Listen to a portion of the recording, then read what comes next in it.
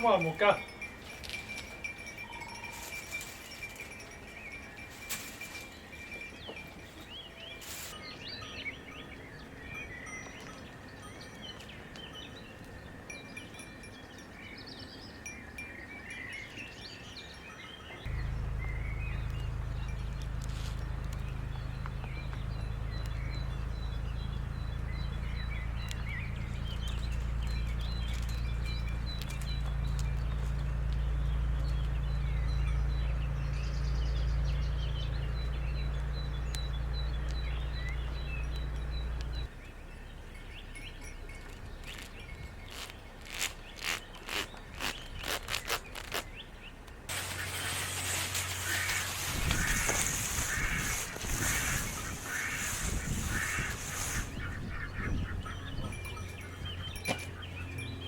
Ciao à tutti. Aujourd'hui, nous nous retrouvons sous un magnifique ciel bleu. Aujourd'hui, c'est grand soleil, ça fait plaisir. J'avais prévu de me rendre à Saluzzo, qui se trouve à environ un quart d'heure, 20 minutes de la ferme, pour acheter des matériaux. Au final, je reste à la maison parce qu'aujourd'hui, je devrais recevoir la courroie du motoculteur que j'ai commandé il y a quelques jours. Par conséquent, on s'adapte. Je prépare un nouveau chantier qui sera réalisé dans le bâtiment agricole. Je prévois de modifier entièrement l'installation électrique. Ce matin, je fais passer quelques câbles dans des gaines pour modifier les circuits lumière. Au niveau des circuits des prises, j'ai acheté des gaines pré-câblées, ça me facilitera la tâche. Par rapport à mes circuits lumière, je fais passer des câbles de 1,5 mm. Et au sujet des prises électriques, j'ai acheté de la gaine pré-câblée qui est équipée avec des câbles de 2,5 mm. Je tiens à vous rassurer tout de suite, cet épisode ne sera pas consacré uniquement à la préparation de mon chantier d'électricité. Alors pour pré-câbler mes deux précédentes gaines, ça a été relativement facile parce que les gaines étaient équipées par un tire-fil. Ce sont des gaines que j'avais achetées en France. Par contre, ici, j'ai une gaine que j'ai achetée dans un négoce de matériaux en Italie. Le vendeur m'avait certifié qu'elle était équipée d'un tire-fil et ce n'est pas du tout le cas. Donc je vais utiliser ce tire-fil en plastique que je vais faire passer à l'intérieur pour pouvoir ensuite récupérer mes deux câbles. Ça va être un peu plus long que prévu, mais ça va le faire.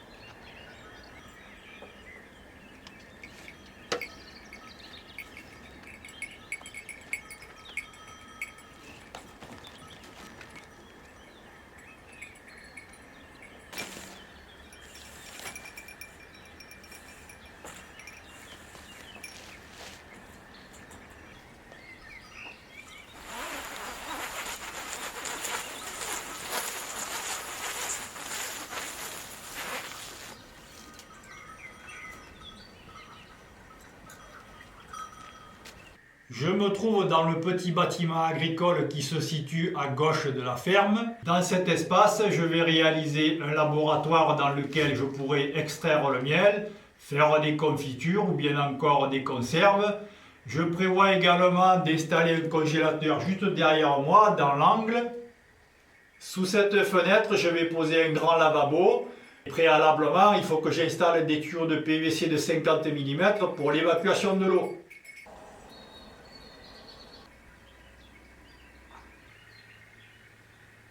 Dans ce bâtiment, l'installation électrique fonctionne parfaitement, mais les fils sont tous apparents. Ils sont suspendus par des fils de fer fixés dans les briques. Donc tout ça va disparaître au profit d'une installation aux normes. J'ai terminé de passer tous les câbles dans les gaines. La prochaine étape consistera à construire des cloisons. Pour cela, il faut que je me rende à Saluzzo dans un négoce de matériaux. Je vais revenir avec du bois parce qu'il m'en manque un peu pour construire les structures. Ensuite, j'installerai des boîtes de dérivation au-dessus de ce plafond, donc dans le grenier, on va dire, pour faire simple. Je redescendrai toutes les gaines par rapport aux prises et aux points lumière que j'ai dessinés préalablement sur un croquis. Une fois toutes les gaines descendues, je commencerai à boucher tous les trous qui se trouvent au niveau des briques. Après, j'enlèverai le fenestron qui est en métal pour y installer une menuiserie en PVC. Je réaliserai les peintures et en dernier, je ferai le carrelage.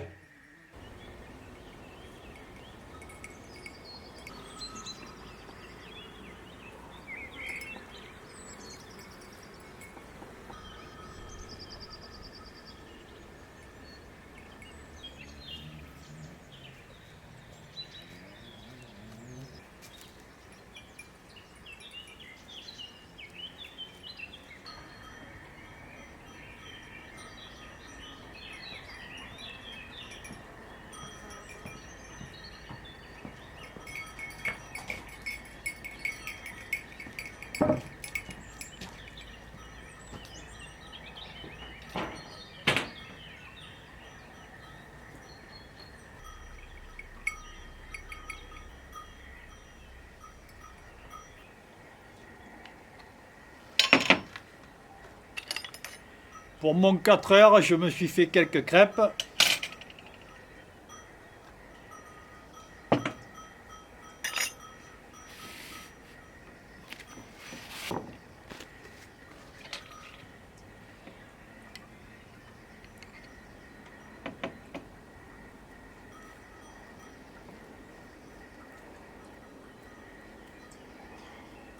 Qu'est-ce que tu veux, Pixie?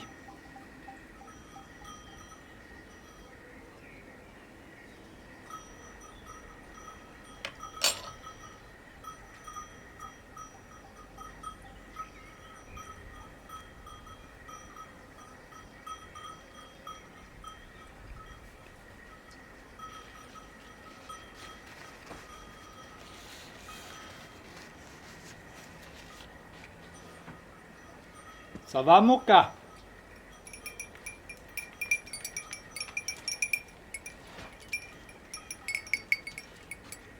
Vous attendez, je vais vous en donner une. Vous attendez.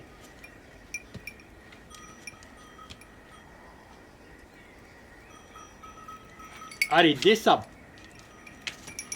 Le livreur qui devait m'amener la courroie pour le motoculteur n'a pas voulu monter jusqu'ici aujourd'hui. Il a laissé le paquet au bureau de tabac, donc je suis descendu au village pour récupérer la courroie.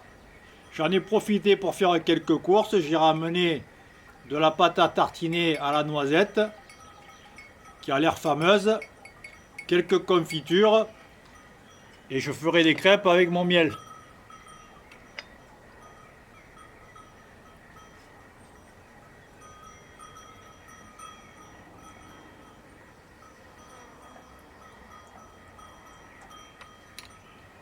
Pixie et Moka savent qu'ils mangeront la dernière crêpe.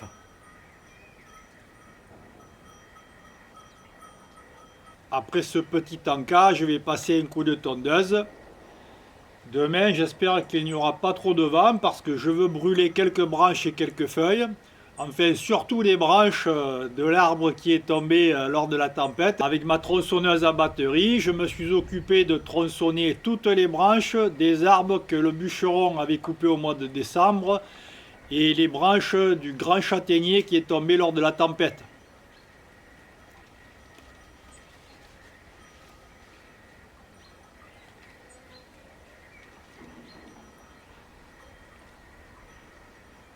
Si la météo n'est pas de la partie, on changera de programme et on s'adaptera, c'est pas le travail qui manque.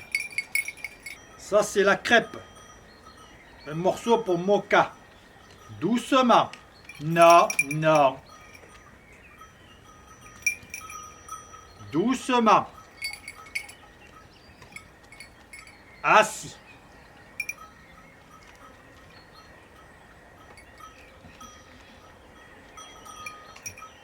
Ça c'est bon, la crêpe.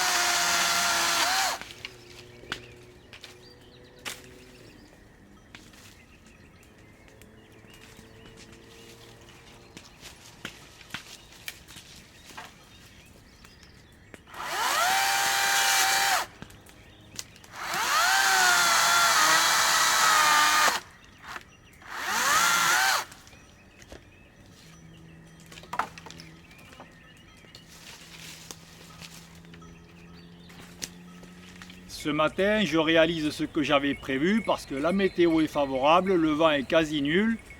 Donc je brûle quelques branches et quelques feuilles. Petit à petit, je dégage la zone. Ça me permettra de tronçonner et de préparer mon futur bois de chauffage. Je pense que je vais décomposer ce chantier en 3 parties parce qu'il y a quand même du boulot. Je vais m'occuper de la partie gauche. Peut-être que demain je m'occuperai de la partie centrale et la semaine prochaine on fera le dernier tiers. Je ne brûle pas la totalité de mes tas de bois parce que par exemple celui-ci est en place depuis 1 an et il y a certainement un ou des oiseaux qui nichent à l'intérieur. Donc des tas comme ça, j'en ai plusieurs sur le terrain, j'y touche pas. Par contre j'élimine toutes les petites branches que j'ai tronçonnées récemment.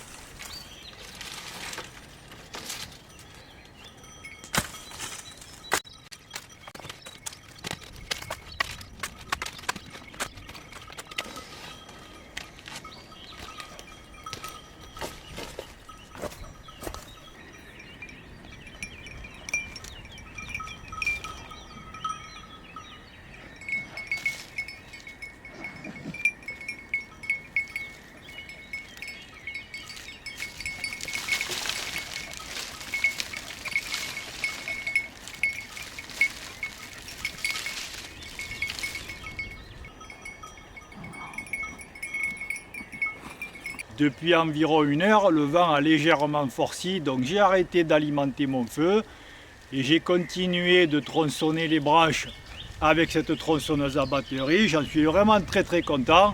Je suis vraiment satisfait de cette machine. Petit à petit, le nombre de branches diminue, c'est une très bonne chose. On continuera de brûler dans les semaines qui viennent, si c'est autorisé par la commune. Dans les jours qui viennent, je vais commencer à tronçonner les branches et les troncs avec une machine bien plus puissante pour préparer mon bois de chauffage.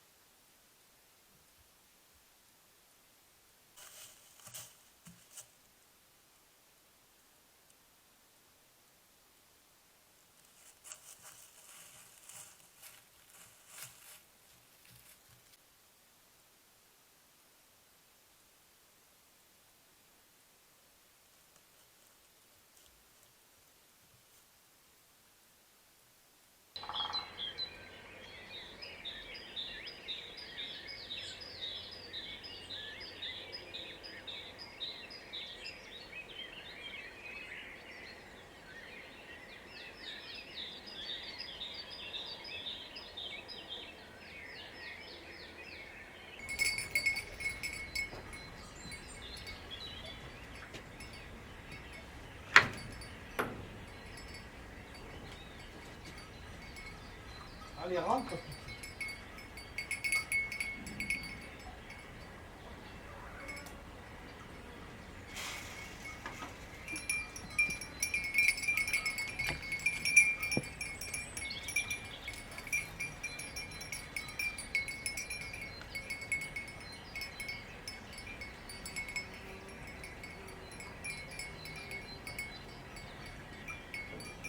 Allez, Pixie, viens. Viens.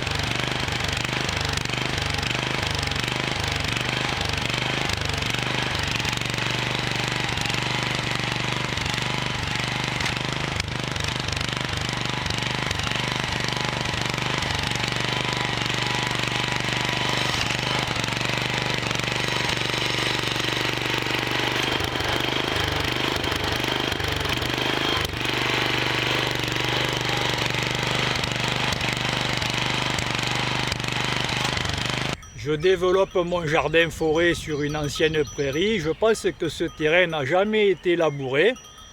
Ça m'a pris un peu de temps pour retourner la terre. C'est un chantier qui m'a pris un peu de temps, entre 2h30 et 3h de travail. Bon, je pense que je ne participerai pas à un championnat de labour, mais dans l'ensemble, je suis assez content de moi parce que mon motoculteur est un peu vieillissant. Il est assez puissant, mais le problème, c'est pour le manœuvrer. Les manettes que j'utilise pour virer à droite ou à gauche sont extrêmement dures, donc j'ai un peu peiné à ce niveau. Enfin, le travail est fait, c'est l'essentiel, il ne me reste plus qu'à planter les pommes de terre. Au niveau des variétés, je renouvelle l'expérience avec la variété désirée et un voisin m'a conseillé la variété Spunta qui a l'air très intéressante. C'est un gros calibre, il m'a dit que c'était une pomme de terre intéressante pour faire des frites, alors on va essayer. Alors sur ma droite, les raies sont un peu plus profondes, donc je vais commencer à planter les pommes de terre de ce côté. Et je pense qu'il me restera un peu de place sur la gauche. Donc je vais certainement trouver d'autres légumes à mettre en place. Cette année, je vais limiter le nombre de passe-pieds par rapport à l'année dernière. Je vais essayer de planter et de semer assez densément, parce que de toute façon, je sais qu'ici, l'herbe a tendance à croître très très vite, et c'est un vrai problème. Donc je préfère densifier mes plantations à moi et laisser moins de place aux herbes. On trouvera bien un peu de place pour se déplacer.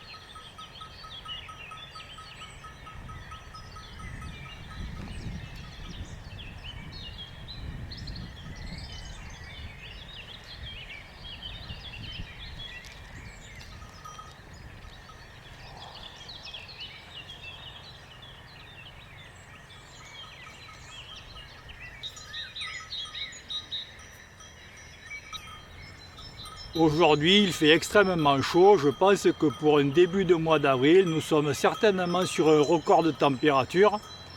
J'espère qu'on n'aura pas de mauvaises surprises au mois de mai.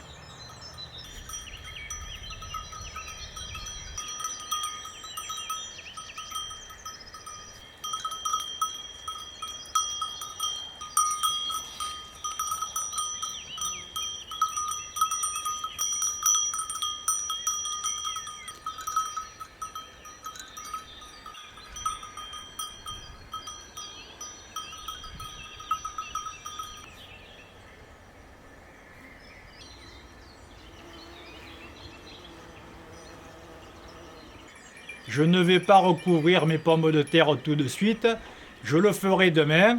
La terre se sera asséchée, donc le travail sera facilité. Dans la précédente vidéo, je vous avais dit que j'avais fait l'acquisition de nouveaux animaux, donc je vais vous montrer ça.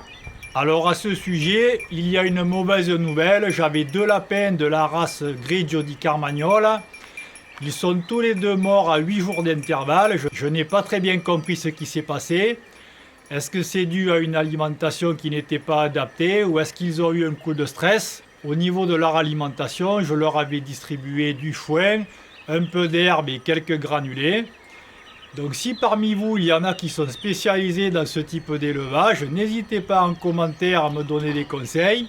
Pour l'instant, je mets en pause le projet d'avoir des lapins parce que la saison apicole démarre et puis je dois entamer un chantier dans le bâtiment agricole, donc je vais me retrouver avec pas mal de travail. Je reprendrai des lapins certainement à la fin de l'été. Il y a environ une semaine, je me suis rendu sur un marché de petits animaux et je suis revenu avec quelques poussins et je vais vous montrer tout ça.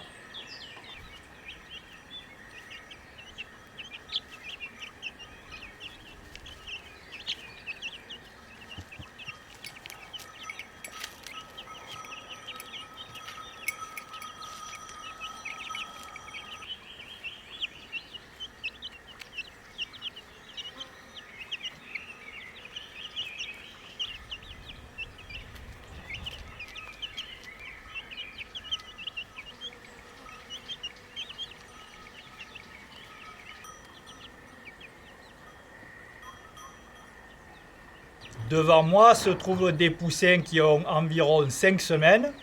Ils appartiennent à la race Bianca di Saluzzo. Lorsque je les ai achetés, ils avaient 1 mois. Je pense avoir 3 coqs et 2 poules. Et je crois qu'il y en a un qui n'est pas de pure race parce que je vois des petites plumes noires, donc il doit être métissé. C'est celui-ci. Depuis que j'ai ramené tous ces poussins à la maison, il y en a une qui passe beaucoup moins de temps avec moi. Elle est là. Elle est au chevet des poussins. Elle passe toute la journée au pied des cages.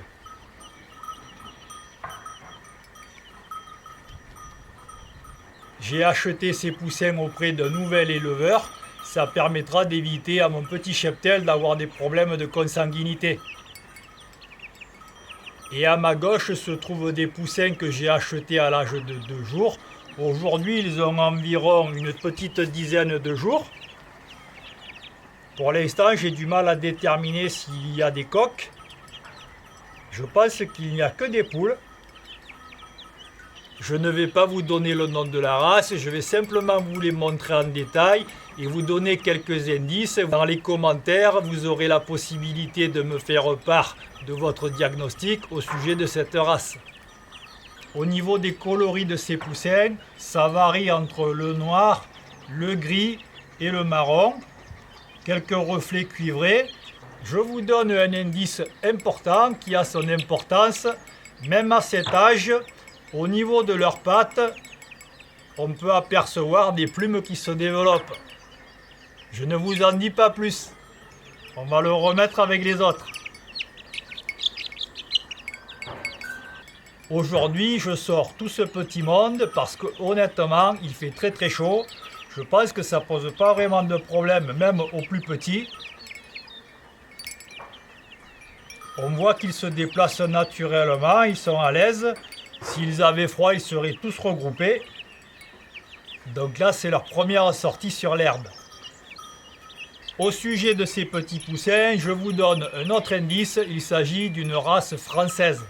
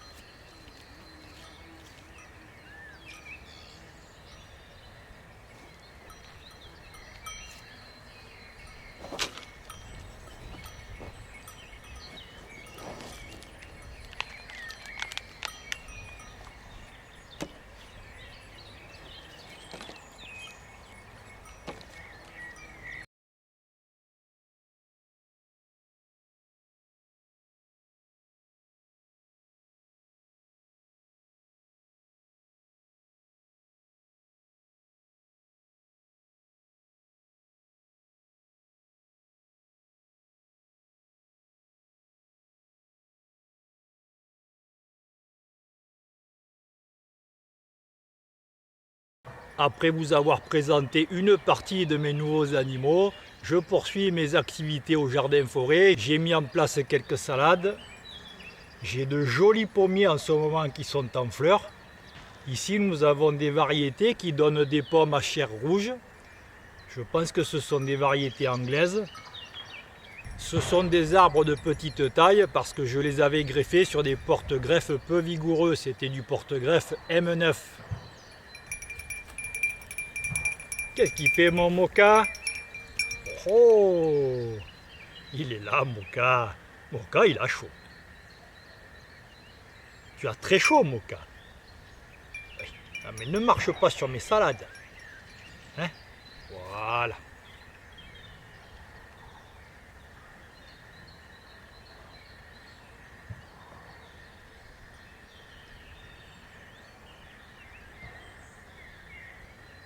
Pour un début de mois d'avril, je trouve qu'il fait extrêmement chaud, tout le monde est en manches courtes. Je ne sais pas ce que ça nous réserve, j'espère qu'on n'aura pas de la casse dans quelques jours, dans quelques semaines.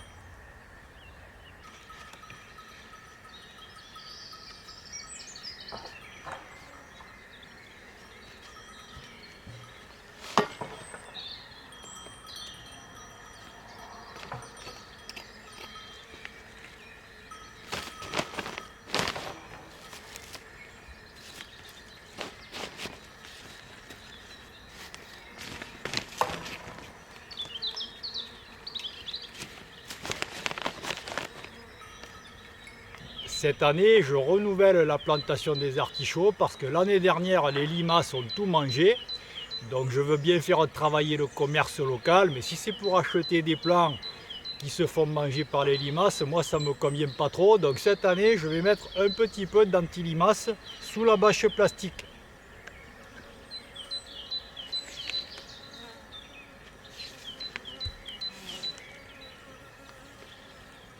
Voilà, j'en mets très peu.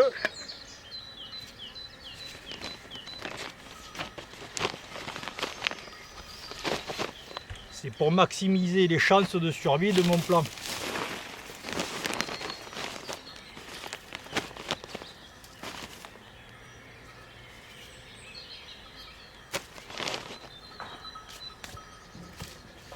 Cette année, mes artichauts devraient pousser correctement.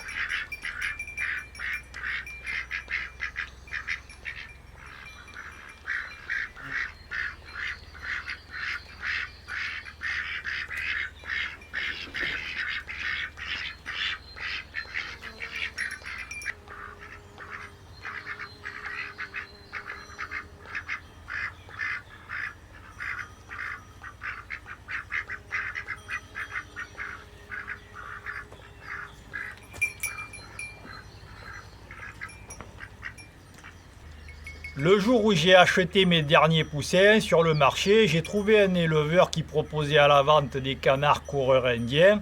Donc je lui en ai acheté 3. Apparemment sur les 3 il y aurait un mâle, mais je n'en suis pas sûr. Ce sont des canards qui ont des ailes très courtes, donc ils ne peuvent pas vraiment s'envoler, d'où leur nom coureur indien, parce qu'ils ont tendance à marcher très très vite. Aujourd'hui, c'est leur première sortie, je leur ai offert un petit enclos, petit à petit on l'agrandira. À terme, j'envisage de construire une canardière du côté de mon jardin forêt parce que le terrain est plus plat, il sera plus propice au déplacement de ces canards. Parce que derrière moi, le terrain étant fort dénivelé, c'est plus adapté à des poules qu'à des palmipèdes. Donc on va leur faciliter la vie.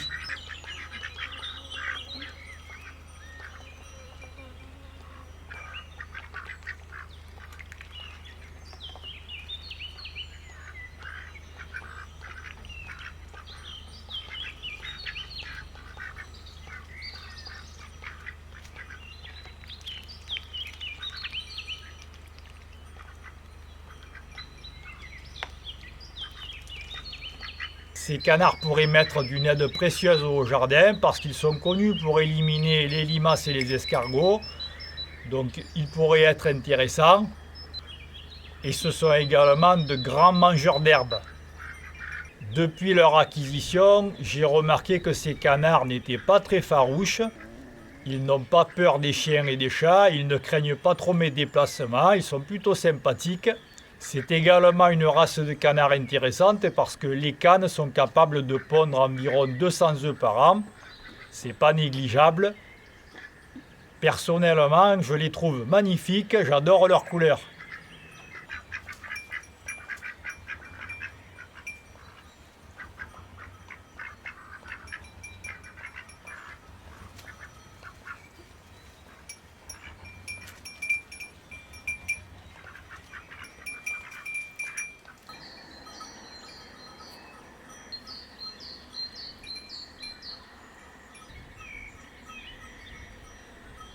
Merci à toutes et à tous de me suivre. J'espère que le contenu de cette vidéo vous aura plu.